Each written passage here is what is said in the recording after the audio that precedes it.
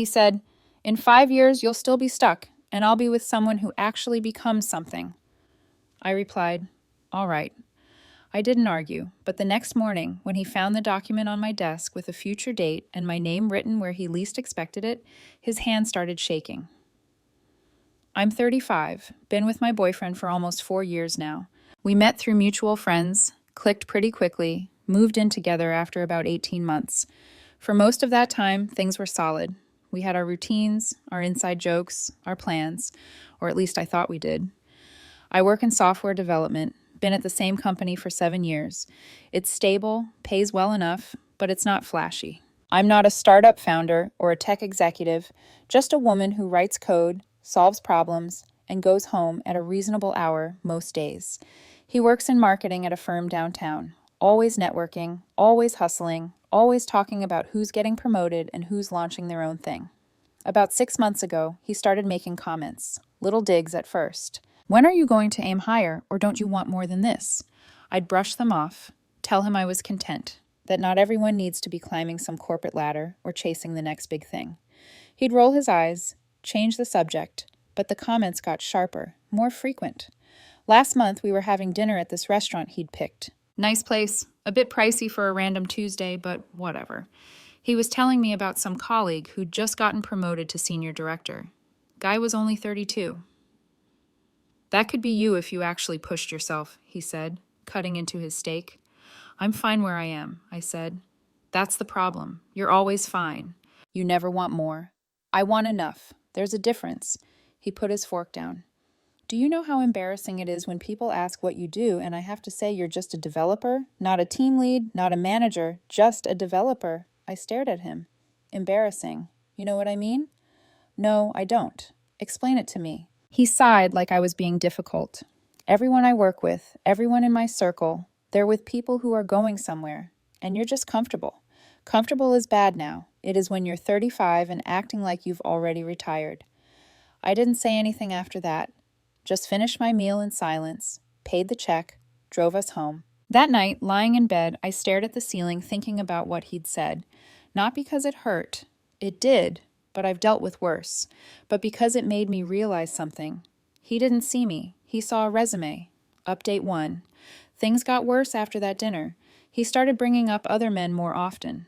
My friend's boyfriend just bought a house. This guy I met at a conference runs his own consulting firm. Always some comparison. Always someone doing better than me. 2 weeks ago, we had the conversation that broke everything. It was a Sunday afternoon, both of us home, supposed to be a relaxing day.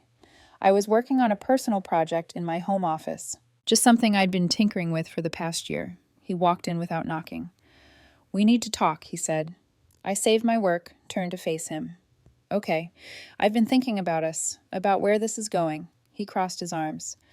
I don't think you're taking your life seriously. You're in the same position you were in 3 years ago. Same job, same salary range, same everything. You're not growing. I've gotten raises. I've taken on more responsibility. That's not growth. That's just existing. I leaned back in my chair. What do you want from me? I want you to want something, to have ambition, to care about building a future. I do care about the future. No, you care about being comfortable. That's not the same thing. He paused. In 5 years, you'll still be stuck, and I'll be with someone who actually becomes something. The room went quiet. He said it so matter-of-factly, like he'd already made the decision and was just informing me of it. All right, I said. He looked surprised. That's it? Just all right? What do you want me to say? I want you to care. I want you to fight for this, for us. You just told me you'll be with someone else in 5 years. What am I supposed to fight for? He opened his mouth, closed it, then left the room. I heard him grab his keys, heard the front door slam. He was gone for the rest of the day, came back around 10 that night, didn't say a word to me, went straight to bed. I stayed up in my office, not working, not on my project, just thinking about what he'd said, about what I was going to do about it. Update 2. The next morning was Monday. I woke up early around 6, made coffee, and sat at my desk in the home office. I'd left a document there, something I'd been working on for the past year, something I hadn't told him about. Not because I was keeping secrets, but because I wanted to wait until it was real before saying anything. The document was an offer letter dated for 2 months from now from a major tech company, one of the big ones everyone's heard of. They'd been recruiting me for almost a year, wanted me to join as a senior architect. The pay was more than double what I make now, plus equity, plus a signing bonus that would have made his head spin. I'd been negotiating the terms, working through the details, making sure it was the right move. I wasn't going to take a job just for money or prestige. I needed to know it was something I actually wanted to do, and I'd finally decided yes, I wanted it. I'd accepted the offer 3 days before he made that comment about being with someone else in 5 years. I left the document on my desk that morning, not on purpose, not to prove anything. I just forgot to put it away because my mind was elsewhere. I went to work, had my meetings, came home around 7. He was sitting at the kitchen table when I walked in. His face was pale. The document was in front of him. "What is this?" he asked quietly. I set down my bag. "You read it?" "This is dated 2 months from now. This is a senior architect position at—" He said the company name. This is a huge job. Yeah. You never mentioned this, not once." I was waiting for the right time. "The right time?" His voice went up. "We've been together 4 years, and you're making a major career move, and you didn't think to tell me. You told me I'd still be stuck in 5 years. Didn't seem like you cared what I was doing." He stared at the document, then at me. His hands were shaking. "When did you accept this? Last week? Before or after our conversation on Sunday?" "Before." He went quiet. I could see him doing the math in his head, realizing that while he was telling me I had no ambition, I'd already secured one of the most competitive positions in the industry. "Why didn't you tell me?" he finally asked. "Because it wasn't about you. This was my decision for my career. I'm your girlfriend. This affects both of us." "Does it?" "Because the way you talk, it sounds like you've already got one foot out the door." He didn't have a response to that. Update 3. Over the next few days, he tried to act like everything was fine, like he hadn't said what he'd said, like he hadn't spent months making me feel like I wasn't enough. He started being nicer, asking about the new job, saying how proud he was, but I'd already checked out mentally, emotionally, all of it. The moment he said he'd be with someone else in 5 years, something in me just turned off. About a week after he found the document, we had another talk. He initiated it, wanted to clear the air. "I think I need to apologize," he said. We were sitting on the couch late evening, TV off. "For what specifically?" "For what I said on Sunday about you being stuck. I was frustrated, and I took it out on you. You weren't frustrated. You meant it. I was having a bad day. You've been having a bad day for 6 months. Every comment, every comparison, every time you made me feel like I wasn't good enough, that wasn't frustration. That was how you actually see me." He looked down. "I just wanted you to want more. I did want more. I was working toward it, but it wasn't on your timeline and it wasn't for your approval, so you assumed I was doing nothing. That's not fair." What's not fair is telling your partner they're going nowhere while they're quietly building something you know nothing about. What's not fair is making them feel small because they don't perform their ambition the way you want them to. He started crying. Not the manipulative kind, the real kind. "I don't want to lose you. You already did. You lost me the second you said you'd be with someone else. I didn't mean it like that." "Yes, you did. And maybe you're right. Maybe in 5 years you will be with someone else, but it won't be because I didn't become something. It'll be because I became something without you, and you couldn't handle not being part of the story." Update 4.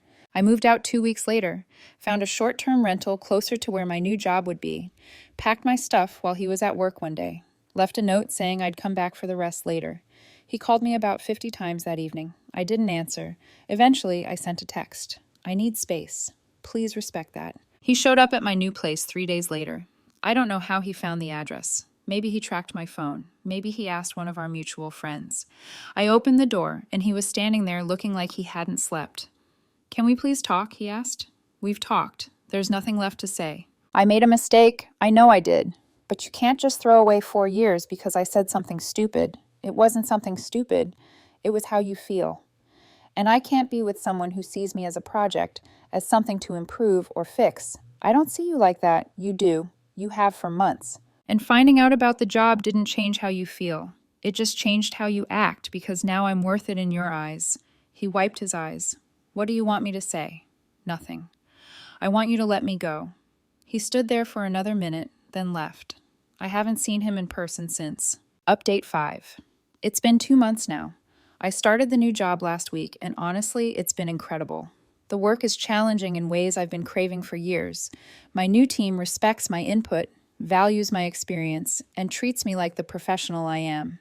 Not once has anyone questioned my ambition or made me feel like I need to justify my career choices. The transition wasn't easy, though. The first few weeks after moving out were rough. I'd wake up in the middle of the night thinking about the 4 years we'd spent together, wondering if I'd made the right call. But then I'd remember how he made me feel. Small, inadequate, like I was just taking up space in his life. And I knew I'd made the only call I could. He texted me about 3 weeks after I started the new job. It was late on a Friday night, probably after a few drinks. The message was long, rambling, full of apologies and regrets. He said he'd been talking to a therapist, that he'd realized his behavior came from his own insecurities about not achieving enough in his own career. He said he'd projected those feelings onto me, used me as a scapegoat for his own disappointments. "I see now that you were never the problem," he wrote. "You were always growing, always moving forward, just quietly in your own way, and I was too busy comparing you to everyone else to notice what was right in front of me." He went on to say that he'd heard through mutual friends about my new position, about how well I was doing. He said he was happy for me, that I deserved it. Then he asked if there was any chance we could meet for coffee, just to talk, to get closure. I stared at that message for a long time. Part of me wanted to respond, to accept the apology, maybe even to meet up and hear him out. But a bigger part of me knew that chapter was closed. He'd shown me who he was during those last 6 months of our relationship, and I'd learned to believe him. I typed out a response, kept it short. "I appreciate the apology. I'm glad you're working on yourself, but I think it's best if we both move forward separately. I wish you well." He responded with a simple, "I understand. Take care." And that was it. The official end of 4 years, reduced to a text exchange. A week after that, one of our mutual friends reached out. She told me that my ex had been struggling with the breakup more than he'd let on. Apparently, he'd been talking about me constantly, telling people how he'd messed up, how he'd let a good thing slip away because of his own issues. "He keeps saying you were the one," the friend told me over the phone, that he didn't realize it until it was too late. I didn't know what to say to that. It's a strange feeling being someone's the one only after they've lost you. Like your value only became clear once you were no longer available. "I hope he finds what he's looking for," I finally said, "but it's not going to be with me." My friend sighed. "For what it's worth, I think you made the right call. You seem happier now than you've been in a long time." She was right.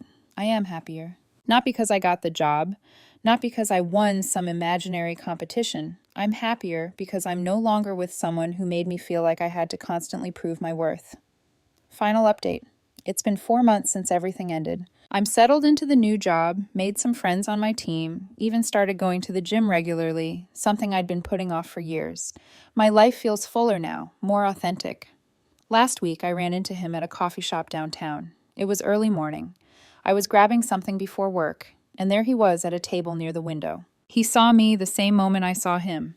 For a second, we just looked at each other. Then I nodded, gave a small wave, and walked to the counter to order. When I turned around with my coffee, he was standing right behind me. "Hey," he said. "Hey, you look good, happy." "Thanks, you too." There was an awkward pause. Then he said, "I'm dating someone. It's new, but it's good." "That's great. I'm happy for you." "Are you seeing anyone?" "Not right now, just focusing on work and myself." He nodded, looked down at his hands. "I really am sorry for everything. I know. It's okay." "Is it?" "Yeah." It took some time, but yeah. We weren't right for each other, that's all. He smiled, but it was sad. "I guess not." We stood there for another moment. Then I said I had to get to work. He said he understood. We hugged briefly. The kind of hug you give someone who used to mean everything, but now means nothing at all. Then I left. Walking to my car, I didn't feel sad or angry or victorious. I just felt free. Free from the weight of his expectations. Free from the constant feeling that I wasn't enough. Free to just be myself without apology. I'm 35, single, thriving in my career, and finally comfortable in my own skin. He was right about one thing. In 5 years, things will be different.